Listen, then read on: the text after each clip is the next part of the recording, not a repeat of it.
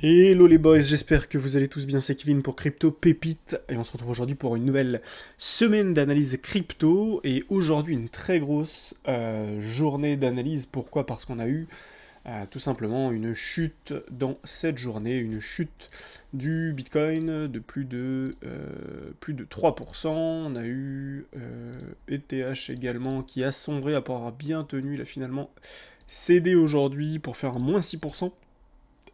Et pareil sur les alts qui ont aussi beaucoup souffert aujourd'hui avec des moins 5, moins 6%. Avant de commencer, n'hésitez vraiment pas à vous abonner à la chaîne, on est de plus en plus nombreux, ça fait vraiment plaisir, ça fait à peine 2 semaines qu'on a commencé, et on crée déjà une communauté d'une trentaine de personnes, donc mine de rien, ça paraît de rien comme ça, mais en fait, là je suis en train de mettre en place un Discord, donc on va pouvoir vraiment, les 30 premières personnes, créer une communauté ensemble. Vous pourrez aussi avoir des rôles importants si vous voulez jouer un rôle important dans le développement de cette chaîne, puisqu'après il y a potentiellement plein de choses qui vont arriver, une école, etc. Donc vraiment pas mal de choses intéressantes pour vous également. Pour ça, vous avez juste à vous abonner, laisser un like et n'hésitez pas à me dire en commentaire ce que vous pensez de la vidéo et quelles sont les prochaines cryptos, les prochaines altcoins que vous voulez que j'analyse ou bien les prochains marchés boursiers que vous voulez que j'analyse. Voilà. On est parti tout de suite du coup avec première analyse sur le S&P 500. Alors le S&P, pourquoi je voulais passer du temps là-dessus? Parce qu'en ce lundi, on a posé ici un gros gap. On a fait un gap ici euh, entre ces deux bougies et on est en train de partir complètement à la dérive. On est en train de casser les 0,38,2. Donc à voir cet après-midi, donc en fin de journée, si finalement les Américains arrivent à sauver ce premier arrêt. Donc c'est 0,38,2. Mais pour l'instant, on est en train de les casser, donc c'est lent, on peut très bien avoir une mèche. Finalement faire ça, et puis hop, sauver in extremis ici, et ensuite voir ce qu'on fait plus tard. En tout cas, pour l'instant, on est sur la zone des 38,2, donc ça nous donne sûrement un point intéressant pour dire qu'il va y avoir un rebond aujourd'hui ou demain, pour pouvoir revenir dans cette zone, refaire du business ici avant de revoir si on chute, et qu'on vient dans cette zone de rechargement de longue, ou si à l'inverse, on fait ça, on fait peur à tout le monde, on refait ça, on refait peur à tout le monde, et au final, on repart en haut. Donc voilà pour le S&P 500, et on voit Apple, la même chose pour Apple. Alors, pareil, on a les 38,2 juste ici, on est en train de les casser pour l'instant. Ça nous est déjà arrivé dans le passé en daily de clôturer en dessous des 0,38,2 et finalement le jour d'après ou les 2-3 jours d'après de revenir au-dessus puis de repartir. Pour l'instant, on fait ça et c'est normal parce que les personnes ne capitulent pas. Et c'est ce qu'on va voir ensemble dans cette vidéo. Donc voilà pour Apple ce que ça donne aujourd'hui. Si jamais on a besoin d'aller plus loin, bon, pas de problème, on a de la place pour venir sur cette zone, récupérer pas mal de liquidités. Et pourquoi pas, voilà, faire tout simplement ça. Venir poser ici du coup un double bottom, ligne de coup, casser ça ici, pullback, et on est parti pour faire de nouveaux ATH. Si on fait ça, c'est hyper bull. Pour l'instant, on n'y est pas du tout. Pourquoi? Parce qu'on est en train de cross bearish en daily, on est en train de casser les 38,2 ici, donc à peu près ici. Donc pour l'instant, on doit juste être patient. Ok, maintenant, qu'est-ce qu'on a? Alors, sur Bitcoin, on continue de baisser. On continue de baisser et malheureusement, donc je vais vous retracer le FIB. Qu'est-ce qui se passe ici? Hop, ok. Ici, on voit que les 0,38,2 n'ont pas tenu. Donc les 0,38,2 ici n'ont pas tenu. On les a bien cassés ce week-end. Et bizarrement derrière, eh ben, tout simplement on s'enfonce. Hein. Quand vous voyez ça sur Bitcoin, qu'on a cassé les 0,38,2, c'est soit on va avoir un tout petit rebond ici pour attendre, revenir un peu au-dessus, soit on va vraiment les enfoncer. Et aujourd'hui c'est ce qu'on fait. On est en train d'enfoncer complètement la zone.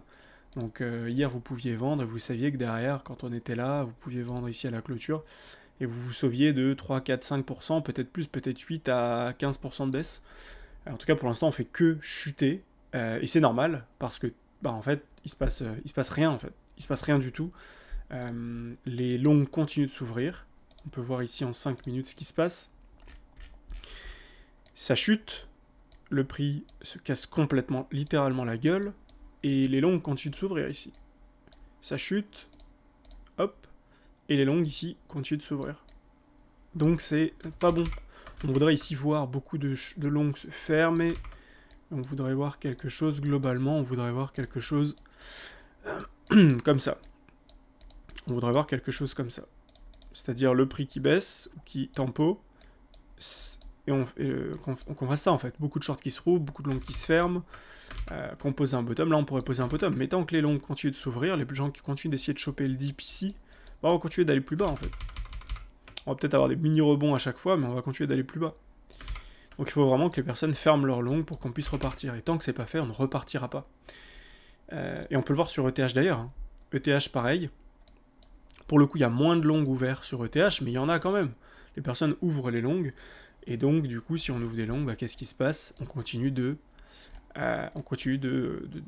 repartir à la baisse. Et on peut voir d'ailleurs que j'avais identifié ce triangle dont je parlais la semaine dernière. La target ici de la taille du triangle. Target ici, on est venu tout pile mécher ici, et derrière on s'est retourné. Donc on avait un beau point de sortie, derrière on chute de plus de 15% pour le moment. Là c'est pas bon non plus, hein. Ce qu'on voit sur ETH c'est vraiment pas bon. C'est pas bon, je vais vous montrer ça, hop. Le premier arrêt qui est ici, qu'on est en train d'enfoncer pour l'instant, si on l'enfonce et qu'on clôture au-dessus, on peut à la limite faire ça, mais derrière on risque d'aller dans cette zone.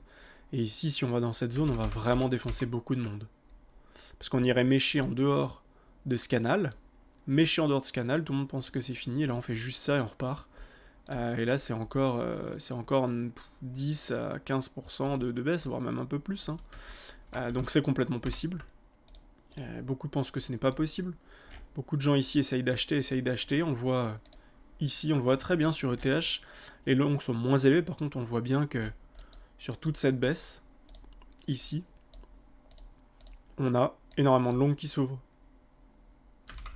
Ce qui n'était pas le cas ici, en fait. Ici, on avait une baisse, des longues qui se ferment. Non, quoique non. C'était la même chose ici. Beaucoup de longues qui s'ouvrent. Du coup, derrière, on temporise un petit rebond, logique, rebond technique. Sur le rebond technique, des longues qui se ferment. Ici, on a longues qui se ferment doucement.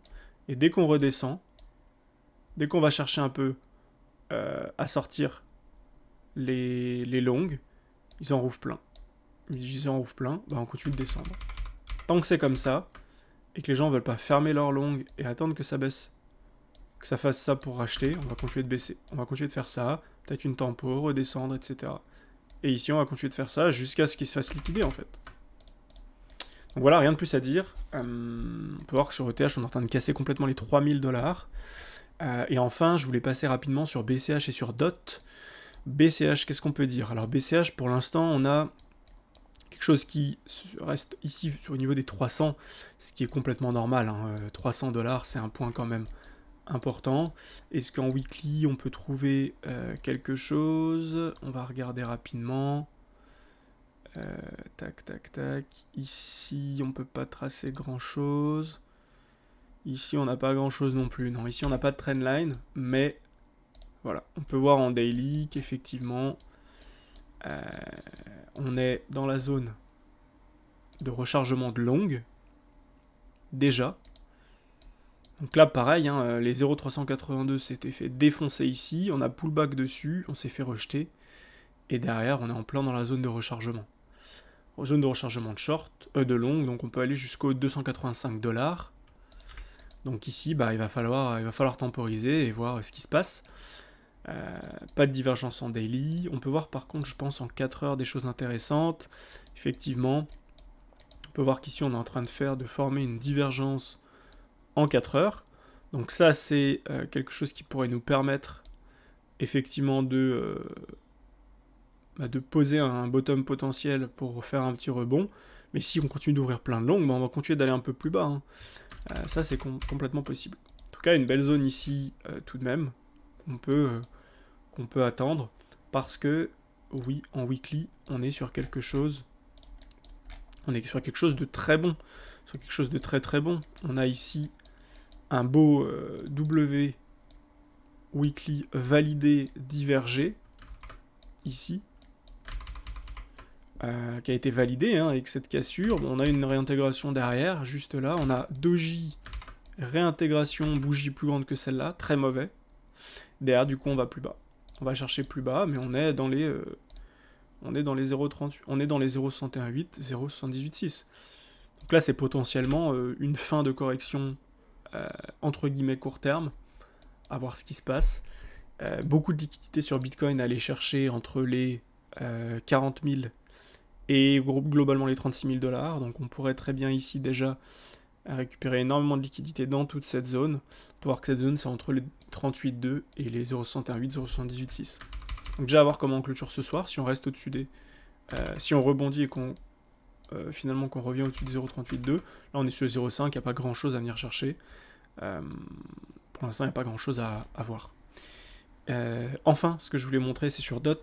DOT hyper intéressant. Pourquoi? Parce qu'on voit qu'ici on a une très grosse trendline depuis le 24 décembre 2020. On a été touché le 20 juillet 2021. On a retouché le 24 janvier 2022, etc. etc. Et en fait, c'est une belle trendline ici en weekly. En weekly qui est vraiment belle. Donc attention, si on la casse, on pourrait aller beaucoup plus bas. Par contre, c'est un beau point ici potentiellement à acheter avec un stop un peu en dessous. Mais c'est intéressant, c'est très intéressant ici. En daily, on peut voir qu'on était déjà arrivé de venir un petit peu en dessous. Mais après, derrière, on réintègre et on finit la semaine au-dessus. Donc là, on pourrait très bien venir un peu en dessous, se positionner par là, finir la semaine ici. Tout est sauvé, les gens ont fermé leur long. Donc on a le long ici qui s'est fermé, les shorts qui sont remontés. Beaucoup de liquidation, l'open interest qui était monté, qui redescend. Finalement, on clôture ici et derrière, boum, on explose. Et on peut vite repartir, hein. Mais là, ici, vous voyez, vous pouvez vite faire des 35%. Il y a vite des grosses choses à prendre, donc c'est vraiment intéressant. En plus de ça, ici, j'ai pu identifier par rapport à ça un... non, c'est pas ce que je voulais faire, c'est ça. Tac, tac. AB égale CD, juste ici, tout pile. On a fait un beau AB égale CD ici. Tac, tac, tac, en correction. Derrière, on positionne un W. On peut faire ici juste ça, hein, ça. Hop, on valide le W ici. Pullback. Derrière, on explose à la hausse. Donc le DOT vraiment très intéressant. Alors ici, rien de plus à dire. On continue de baisser pour l'instant. On trouve des petits points de rachat forcément vers les 3 000 $ parce qu'il y a beaucoup de personnes qui veulent acheter. On a ici... qu'est-ce qu'on a ici en 5 minutes? On commence tout juste à avoir des M. Donc ça commence tout juste à se fermer gentiment. Mais bon, on peut voir qu'ici c'est ce qu'on commençait à avoir, puis finalement c'est reparti à la hausse. Ici c'est ce qu'on a eu, finalement c'est reparti à la hausse. Ici c'est ce qu'on a eu, puis finalement c'est reparti à la hausse. Donc là, tant qu'on n'a pas ça, et qu'on continue pas à faire ça, sur un cours qui latéralise, ensuite on casse, on part en haut, les longs qui se trouvent doucement, ben on repartira pas. Donc faut être patient, il faut attendre les confirmations, il faut pas faire n'importe quoi, parce que ceux qui font n'importe quoi aujourd'hui se feront liquider demain, se feront sortir du marché demain, et ne pourront pas endormir. Voilà. Donc c'est tout pour moi, j'espère que la vidéo vous a plu, vidéo plutôt courte aujourd'hui exprès. N'oubliez pas de vous abonner à la chaîne, c'est vraiment important pour m'aider au développement. Et moi je vous dis à demain. Ciao ciao.